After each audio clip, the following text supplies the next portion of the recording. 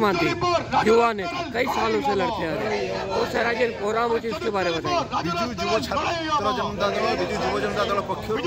सारा ओडिशार विभिन्न विश्वविद्यालय महाविद्यालय गुड़िक आज विक्षोभ प्रदर्शन करा जाउची। विशेष भाव में ओडिशा रे जो प्रकार भाव में महिला मान अत्याचार बढ़ी एवं ठीक सही भाव में सारा ओडिशा रे वर्तमान महिला माने असुरक्षित फील करुँच जो मोहन माझी जो सरकार जहाँ को लोक विश्वास करी मुख्यमंत्री करथिले से वर्तमान आदिवासी मान श्रमिक मान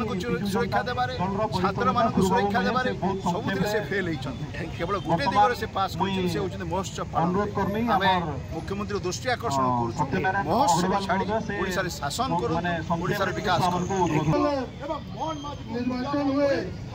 ओडिया अस्मिता ना धरिगिरी बीजेपी सरकार को आसला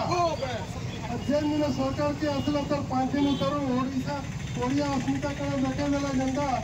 पूरी राजभवन रे मान्यवर अधिकारी को हमर गोटे कर्मचारी को पुलिस कर्मचारी को मार मारला जेतु हमें जेन ओडिया अस्मिता कथा जेन कहि आसुतले सेति जगह तदर आज दिन रे ओडिशा सारा कैंसी महिला मान सुरक्षित नहीं